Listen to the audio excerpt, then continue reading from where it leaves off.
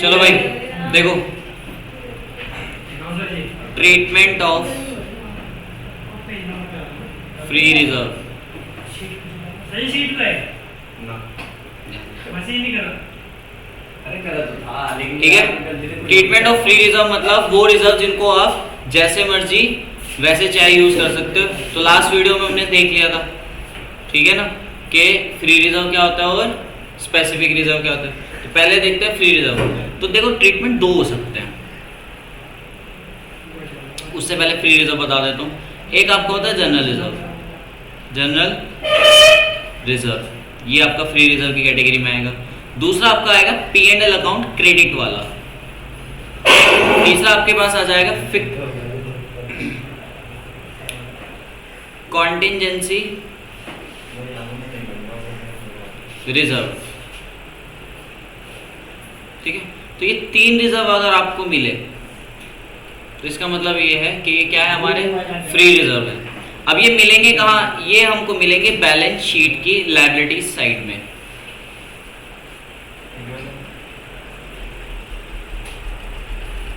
Balance sheet इसी तरह की होती है कि नहीं होती? ठीक है, बैलेंस शीट की लायबिलिटी साइड में मिलेंगे। यहाँ लिखा होगा general reserve, P&L account credit वाला, ठीक है, और आपका कॉन्टिजेंसी रिजर्व। अरे वो जनरल रिजर्व तो ऐसे नहीं, हाँ जी, एसेट साइड में नहीं आएगा नहीं, ठीक है, एसेट्स में नहीं आएगा। बता देता हूँ, एसेट्स के अंदर आपने देखा था कि प्रॉफिट सारे के सारे कैसे होते हैं? डेबिट, और लॉसेस सारे के सारे कैसे होते हैं? क्रेडिट। यही पढ़ा था, लॉसेस डेबिट होगा। वो सही कह रहा है क्या? वो कह रहा है सारे के सारे लॉसेस डेबिट होते हैं। सारे के सारे नहीं होते, थोड़े से होते हैं। सारे ही होगा डेबिट होगा। सही कह रहा है, वो रूल नहीं था क्या? हाँ भाई, रूल नहीं था नॉमिनल अकाउंट का? क्या रूल था नॉमिनल अकाउंट का? डेबिट ऑल द एक्सपेंसेस, सारे के सारे एक्सपेंसेस को क्या करना है? डेबिट, और साथ में लॉसेस भी डेबिट होते हैं, ठीक है। और क्रेडिट ऑल द इनकम्स, सारी की सारी इनकम्स क्रेडिट होती है, और साथ में प्रॉफिट्स। ये रूल था। अब लायबिलिटीज के बैलेंसेस आपने कहा कि क्या होता है? क्रेडिट होते हैं। तो अगर आप इस जनरल रिजर्व को यहाँ लिख दोगे क्रेडिट साइड में, तो फिर तो ये तुम्हारे लिए क्या रहेगा? प्रॉफिट रहेगा। लेकिन अगर आप इसको एसेट साइड में लेकर आ गए, कहाँ लेकर आए हैं? एसेट्स में, तो एसेट्स के बैलेंसेस तो डेबिट होते, फिर तो ये लॉस बन जाएगा। समझ रहे हो ना? तो जनरल रिजर्व हो गया, ये हमेशा हमेशा कहाँ आएगा? लायबिलिटी साइड में ही आएगा। इतनी बात क्लियर है? कोई डाउट तो नहीं है? ठीक है। अब होगा क्या, हमको दे रखा होगा बैलेंस शीट पहले से ही।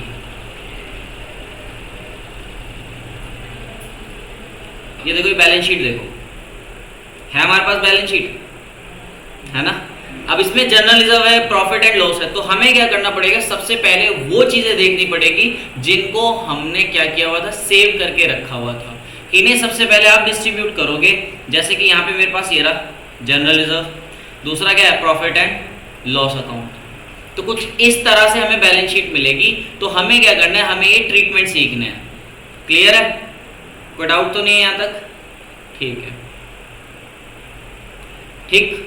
तो इसी तरह से आपको मिलेंगे। मैं कहता हूं जनरल रिजर्व है आपका 60,000 का,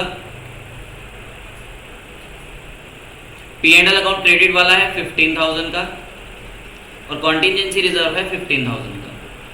ठीक। क्वेश्चन के अंदर वो स्टेटमेंट देगा, कहेगा कि ABC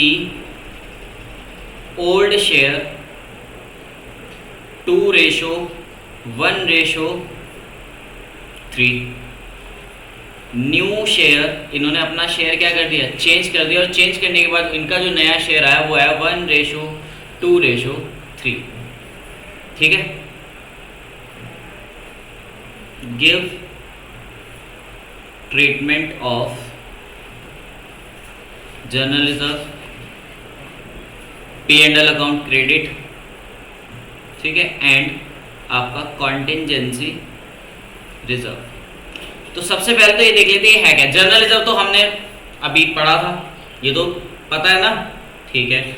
P&L अकाउंट क्रेडिट वाला ये आपका है प्रॉफिट, ठीक।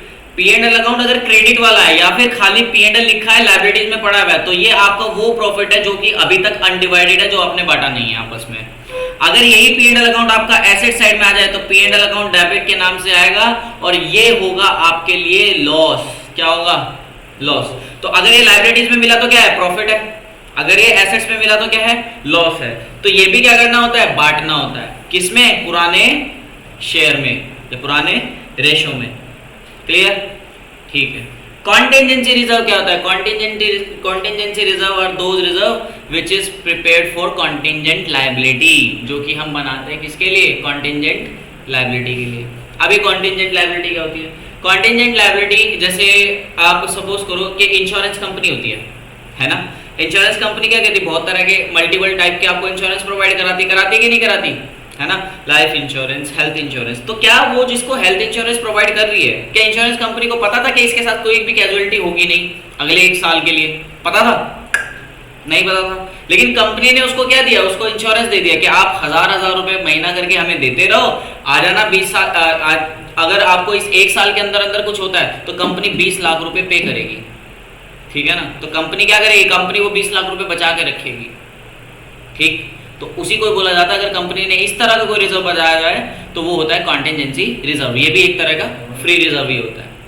समझ गए कि नहीं समझे? कॉन्टिजेंसी रिजर्व मेनली बना के रखती है इंश्योरेंस कंपनी वगैरह। ठीक है, समझ गए? क्योंकि वो इंश्योर्ड कर रही है।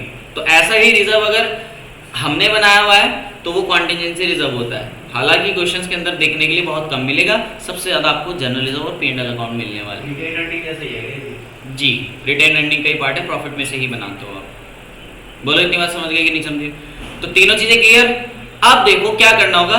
तो ये एक तरह से क्या है? ये तो एक तरह से मटके हैं जिसके अंदर पैसे रखे हुए हैं। बोलो, है ना? एक तरह से मटके ही तो हैं। देखो अब ये ए बी सी है। सबसे पहले तो आप क्या करो कि ओल्ड शेयर और न्यू शेयर, ठीक, ओल्ड शेयर और न्यू शेयर से ये पता लगा लो कि कौन सैक्रिफाइसिंग और कौन गेनिंग है। ठीक है, तो ए बी सी इनका ओल्ड शेयर, देन इनका न्यू शेयर। ओल्ड शेयर कितना है?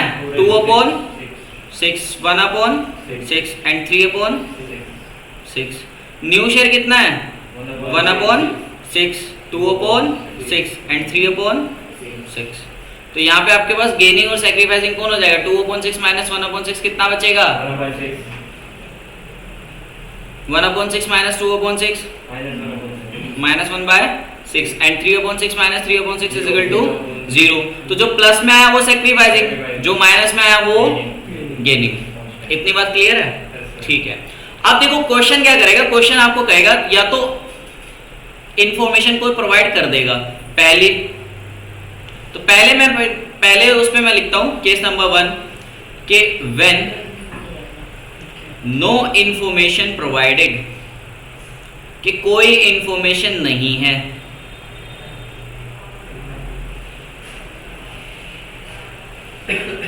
बोलो, व्हेन नो इंफॉर्मेशन प्रोवाइडेड, कोई इंफॉर्मेशन नहीं प्रोवाइड कर रखी, या फिर इसकी जगह लिखा हुआ है कि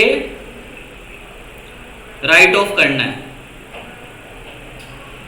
ठीक है, या तो कंपनी खुद बोल दे कि राइट ऑफ करना है, या फिर लिखा हो सॉरी, या फिर कोई इंफॉर्मेशन प्रोवाइडेड नहीं हो। इतनी बात क्लियर है?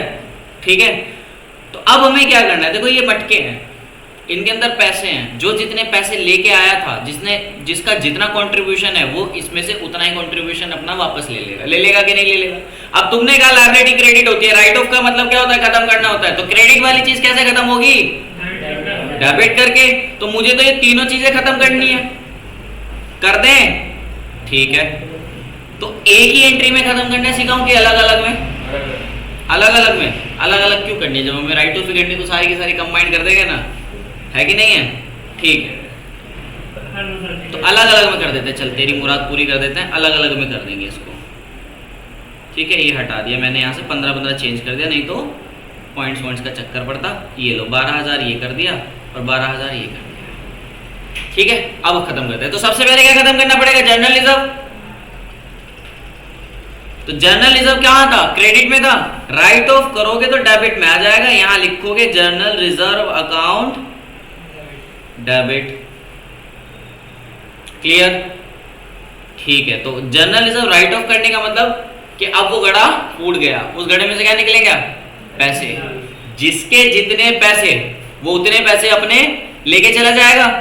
ठीक है, तो 2 किस किस के पैसे होंगे? ए के, तो ए की कैपिटल अकाउंट, बी की कैपिटल अकाउंट एंड सी की कैपिटल अकाउंट। तो A is capital, B is capital and C is capital account. तो इसका मतलब ये है कि जनरल रिजर्व के जो 60,000 हैं, कितने थाउजेंड? 60,000, वो बढ़ जाएंगे अब ए, बी और सी में। नाउ द क्वेश्चन इज किस रेशो में? पुराने में बटेंगे, क्योंकि पुराने रेशो में ही उन्होंने कंट्रीब्यूट किया होगा। अब पुराने ही रेशो में वो क्या कर देंगे? उसको बांट देंगे। तो पुराना रेशो कितना था? 2/6। इसका मतलब 60,000 का 2/6 कितना आ जाएगा भाई? 20,000। ये किसको मिलेगा? ए को। 60,000 का 1/6 ये कितना हो जाएगा? 10,000। ये किसको मिलेगा? बी को। और फिर 60,000 का 3/6 इट मीन्स 30,000 ये किसको मिलेगा? सी को। तो समझ गए, जर्नलिज्म में हमने पैसे बचा के रखे थे, अब उसको खत्म कर रहे हैं। जिस जिस पार्टनर के जितने पैसे थे वो उतने पार्टनर अपने पैसे लेके चला गया। अब इसकी नरेशन हो जाएगी being journal reserve return of.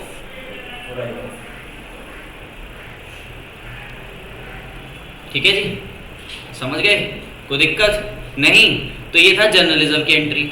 अब देखो क्या है, पी एंड एल अकाउंट है क्रेडिट वाला, इसको भी क्या करेंगे? राइट ऑफ कर देंगे। आप प्रॉफिट का वो प्रॉफिट क्या है, अभी तक बांटा नहीं है आप लोगों ने, तो अब बांट लो, है कि नहीं है? अब तक नहीं बांटा था, अब बांटे थे। कहाँ किस साइड है? क्रेडिट में है कि नहीं है? तो जब आप इसको बांट के खत्म करोगे तो ये कहाँ जाएगा? डेबिट में। तो यहां लिख दूं P and L account, debit to A की कैपिटल अकाउंट, टू बी's कैपिटल अकाउंट, टू सी's कैपिटल अकाउंट। तो पी एंड एल अकाउंट देखो, पी एंड एल अकाउंट का बैलेंस कितना था हमारे पास? 12,000। तो ये 12,000 अब क्या करना है? बांट देना है। किसमें? पार्टनर्स में। किस रेशो में बांटे? पुराने रेशो में। तो ये बात ध्यान रखना, जब भी आप किसी भी चीज को राइट ऑफ करोगे तो हमेशा किस रेशो में करोगे? पुराने रेशो में। ठीक है ना? तो 12,000 मल्टीप्लाई बाय 2/6 4,000 हो जाएगा। ये 12,000 multiply by 1/6 2,000 and 12,000 multiply by 3/6 6,000। तो ये 12,000 ये बढ़ गए। ठीक है? फिर इसके बाद तीसरी चीज क्या बची? Contingency reserve. Contingency reserve account debit to A की, बी की और सी की कैपिटल अकाउंट।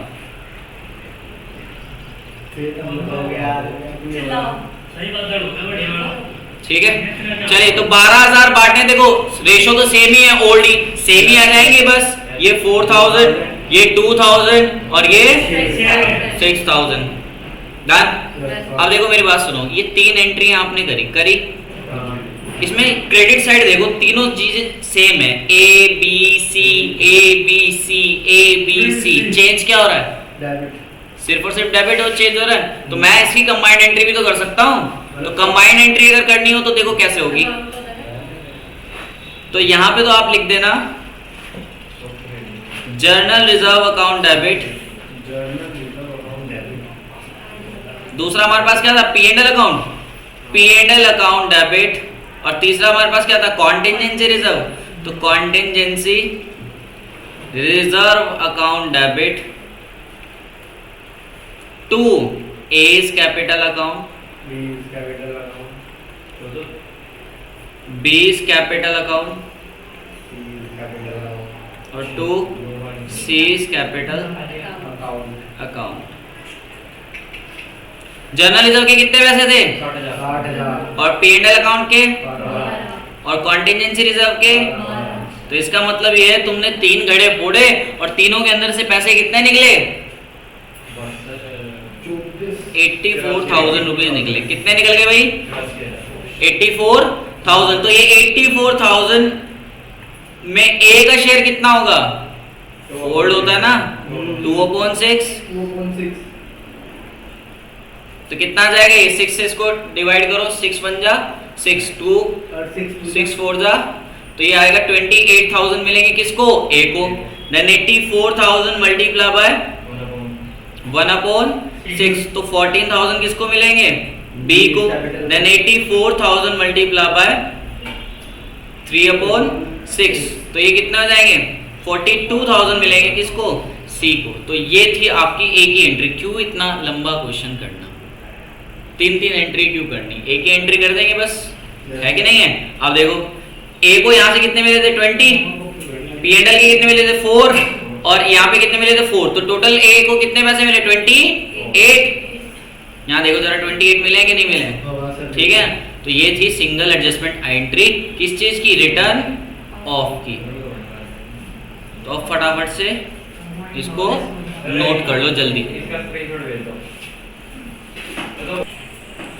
तो देखो अभी तो हमने सीखा कि भाई जब आप मटका फोड़ दोगे उसके बाद जिसने जितने पैसे निकले, जिसने जितने पैसे को कंट्रीब्यूशन दिया था वो उतने लेके चला जाएगा। लेकिन तब क्या हो? देखो आपके क्या फर्म बंद हो गई, आपके बीच का रिलेशन ही तो चेंज हो रहा है।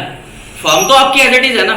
मतलब आप ही कल सोच के बैठे थे कि जब आप पुराने रेशो में थे कि अगर पैसों की जरूरत पड़ी तो यहां से आ जाएंगे, तो और अब आप क्या कर रहे हो? अब आप अपना चेंज इन पीएसआर कर रहे हो। अब आपका प्रॉफिट शेयरिंग रेशियो क्या हो रहा है? चेंज हो रहा है। तो अब मुझे एक बात बताओ, अगर प्रॉफिट शेयरिंग रेशियो चेंज हो रहा है लेकिन फर्म तो आपकी एज इट इज है ना, है कि नहीं है? जरूरत तो आपको प्रॉफिट शेयरिंग रेशियो चेंज होने के बाद भी पड़ सकती है ना।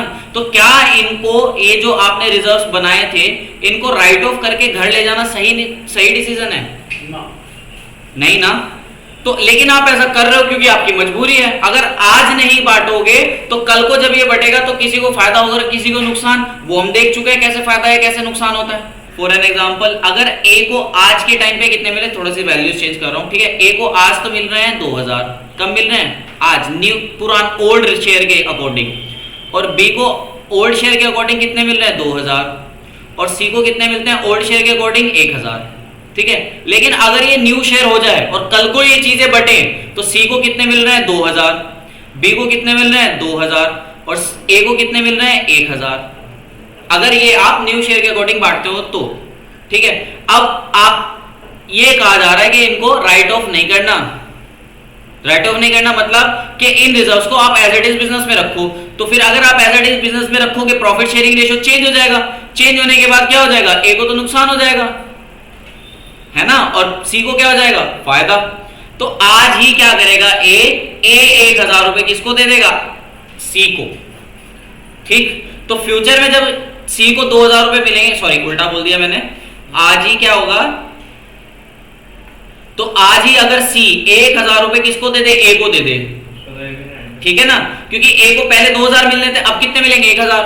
तो C क्या कर रहा है? C A को दे रहा है 1000 रुपए आज के टाइम पे। तो कल को जब इसको 1000 रुपए मिलेंगे तो इसको कोई रिग्रेट नहीं होगा। क्यों नहीं होगा? क्योंकि इसको पहले ही जो इसका शेयर था वो मिल चुका था। कितनी बार बताओ, समझ गए कि नहीं समझे? तो ये क्या करना है? इस बार क्या करना है? इस बार इसको राइट ऑफ नहीं करना, खत्म नहीं करना, एज इट इज बना के रखना है बिजनेस के अंदर। बस जो सैक्रिफाइसिंग और जो गेनिंग पार्टनर है उनको कंपनसेट करना है। इतनी बात बोलो, क्लियर है कि नहीं है? ठीक है, समझ गए? चलिए अब ये करेंगे कैसे वो आप यहां देखो। जो मैंने लास्ट एग्जांपल दिया उसके अंदर 3 रिजर्व मेरे पास थे कि नहीं थे? है ना। पहला मेरे पास क्या था? General reserve. दूसरा मेरे पास क्या था?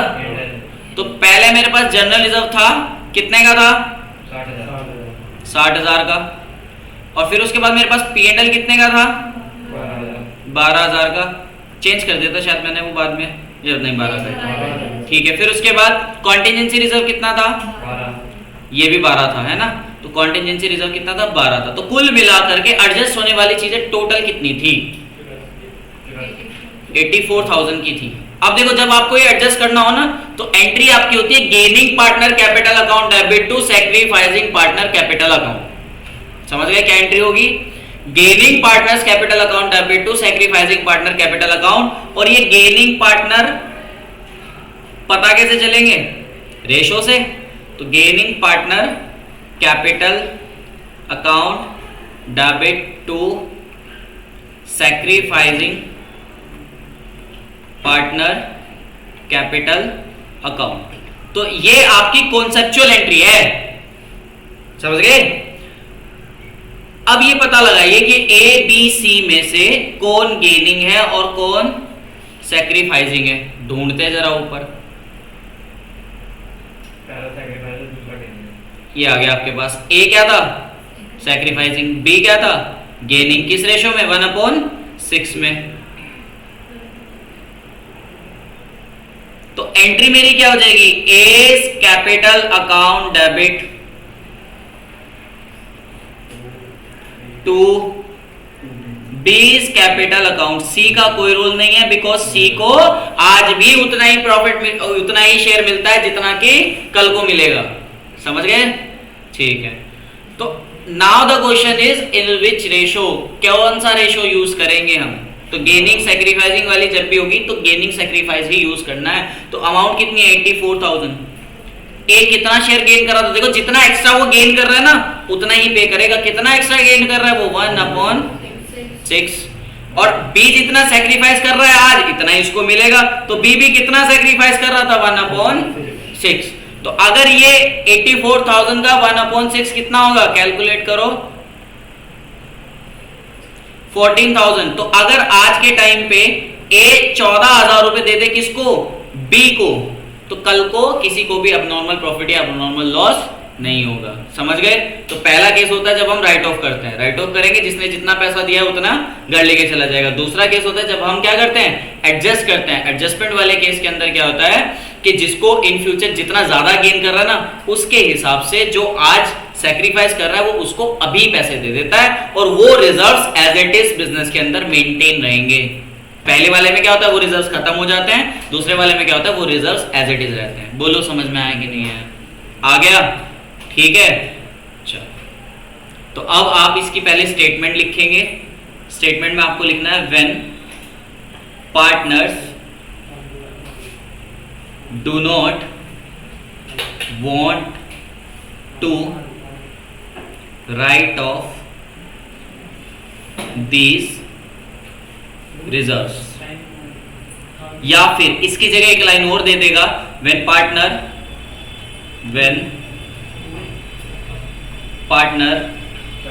wants to want to remain मतलब बना के रखना चाहते हैं these reserves in new firm। ठीक है जी। तो पहले आप ये स्टेटमेंट लिखेंगे और इस स्टेटमेंट को लिखने के बाद आपको ये एंट्री करनी पड़ेगी। ठीक है, ये उसी क्वेश्चन का पार्ट है। नेक्स्ट केस समझ गए सब? कोई दिक्कत नहीं? चलो करो।